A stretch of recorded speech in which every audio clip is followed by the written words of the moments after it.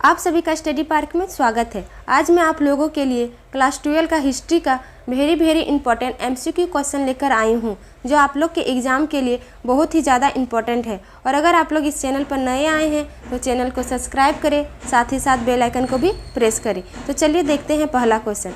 और पहला क्वेश्चन ये रहा कि निम्नलिखित में से किस पदार्थ का उपयोग हड़प्पा काल की मुद्राओं के निर्माण में मुख्य रूप से किया गया था। तो इसका सही उत्तर होगा 1 नंबर सेल खड़ी। चलिए देखते हैं दूसरा क्वेश्चन। और दूसरा नंबर क्वेश्चन ये रहा कि हड़प्पा सभ्यता का प्रशासन किस प्रकार था। जो हड़प्पा सभ्यता है उसका प्रशासन किस प्रकार था। तो इसका सही उत्तर होगा 3 नंबर नगर पालिका जैसे। चलिए बढ़ते हैं अगले क्वेश्चन की ओर। और तीसरा नंबर क्वेश्चन ये रहा कि हड़प्पा सभ्यता के संपूर्ण क्षेत्र का आकार किस प्रकार था। जो वहाँ का संपूर्ण क्षेत्र है वो किस प्रकार का था। तो इसका सही उत्तर होगा 3 नंबर त्रिभुजाकार। चलिए बढ़ते हैं अगले क्वेश्चन की ओर। और अगला क्वेश्चन ये रहा कि हड़प्पा कालीन स्थलों में अभी तक किस धातु की प्राप्ति नहीं हुई है। जो हड़प्पा कालीन स्थल है उसमें अभी तक किस धातु की प्राप्ति नहीं हुई है। तो इसका सही उत्तर होगा 4 नंबर लोहा की प्राप्ति अभी तक नहीं हुई है। चलिए बढ़ते हैं अगले क्वेश्चन की ओर।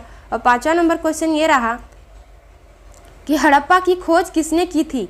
हड़प्पा की खोज किसने की है। तो इसका सही उत्तर होगा 2 नंबर दयाराम साहनी ने हड़प्पा की खोज की है। और राखलदास बनर्जी ने किसकी खोज की है। तो मोहनजोदड़ो की। चलिए बढ़ते हैं अगले क्वेश्चन की ओर। और 6वां नंबर क्वेश्चन ये रहा कि तोलने की इकाई के रूप में सिंधुवासी किस अंक या उसके गुणक का व्यवहार करते थे। तो इसका सही उत्तर होगा 4 नंबर 16 का। चलिए देखते हैं 7वां नंबर क्वेश्चन। और 7वां नंबर क्वेश्चन ये रहा कि हड़प्पा सभ्यता किस युग की सभ्यता थी। जो हड़प्पा सभ्यता है वो किस युग की सभ्यता थी। तो इसका सही उत्तर होगा 3 नंबर कांस्य युग की सभ्यता थी हड़प्पा सभ्यता। चलिए बढ़ते हैं अगले क्वेश्चन की ओर। और 7 नंबर क्वेश्चन ये रहा कि हड़प्पा सभ्यता किस युग की सभ्यता थी। जो हड़प्पा सभ्यता है वो किस युग की सभ्यता थी। तो इसका सही उत्तर होगा 3 नंबर कांस्य युग की सभ्यता थी हड़प्पा सभ्यता। चलिए बढ़ते हैं अगले क्वेश्चन की ओर।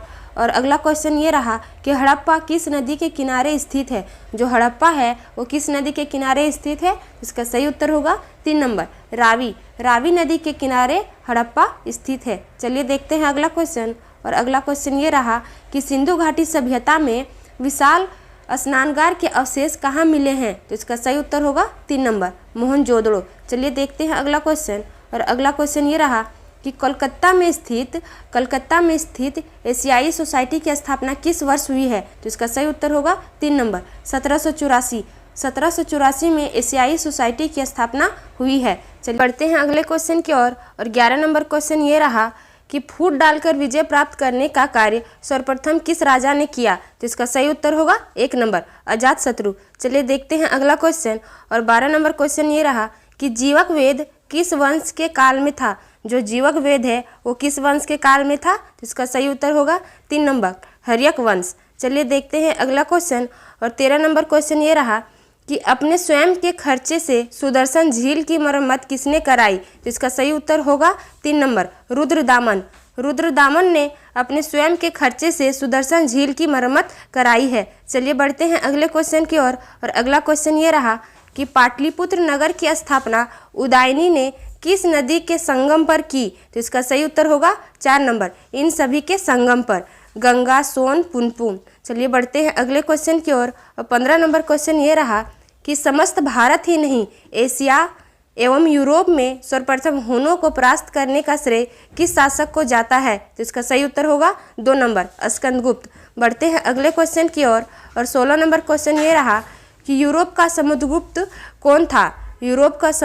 कौन था। तो इसका सही उत्तर होगा 2 नंबर नेपोलियन। चलिए देखते हैं अगला क्वेश्चन। और 17 नंबर क्वेश्चन ये रहा कि किसने अभिलेख में भूमिदान का उल्लेख मिलता है। किसके अभिलेख में भूमिदान का अभिलेख मिलता है। तो इसका सही उत्तर होगा 3 नंबर प्रभावती गुप्त के अभिलेख में भूमिदान का उल्लेख मिलता है। चलिए देखते हैं अगले क्वेश्चन की ओर। और 18 नंबर क्वेश्चन ये रहा कि भूमि अनुदान से संबंधित प्रथम अभिलेखीय प्रमाण किसका है। तो इसका सही उत्तर होगा 2 नंबर सातवाहन काल का।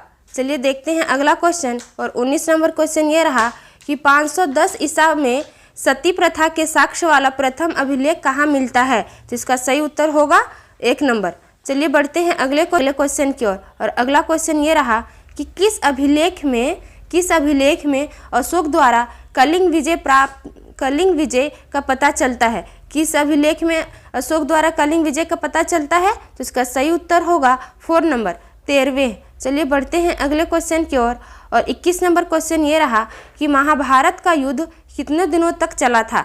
जो महाभारत का युद्ध हुआ था कुरुक्षेत्र में, वो कितने दिनों तक चला था? तो इसका सही उत्तर होगा 4 नंबर 18 दिन। 18 दिन तक महाभारत का युद्ध चला था। चलिए देखते हैं अगला क्वेश्चन। और 22 नंबर क्वेश्चन ये रहा कि पुराणों की संख्या कितनी है।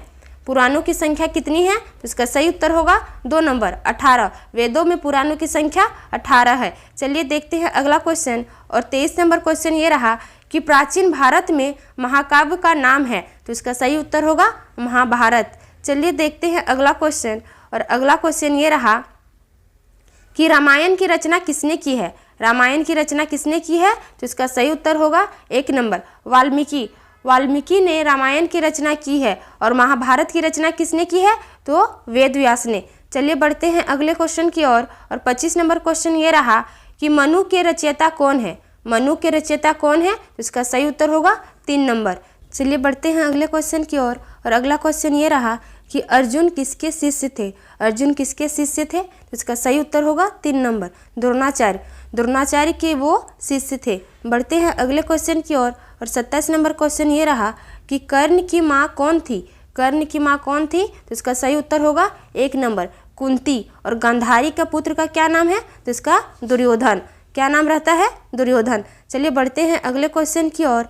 और 28 नंबर क्वेश्चन ये रहा कि भीम की पत्नी थी। भीम की पत्नी का नाम क्या रहता है? तो इसका सही उत्तर होगा 3 नंबर हिडिंबा। और पुत्र का नाम क्या रहता है? घटोत्कच। चलिए बढ़ते हैं अगले क्वेश्चन की ओर। और 29 नंबर क्वेश्चन ये रहा कि दुर्योधन की ओर से कौरव पांडव युद्ध में शामिल थे। तो इसका सही उत्तर होगा 4 नंबर भीष्म। चलिए बढ़ते हैं आज के अंतिम क्वेश्चन की ओर। और अंतिम क्वेश्चन ये रहा कि 5 पांडवों में सबसे बड़े कौन थे। जो 5 पांडव है उनमें सबसे बड़े कौन थे? तो इसका सही उत्तर होगा युधिष्ठिर। आज के लिए इतना ही। अगर आप लोगों को ये वीडियो पसंद आई है तो चैनल को सब्सक्राइब करें, साथ ही साथ बेल आइकन को भी प्रेस करें। Thank you.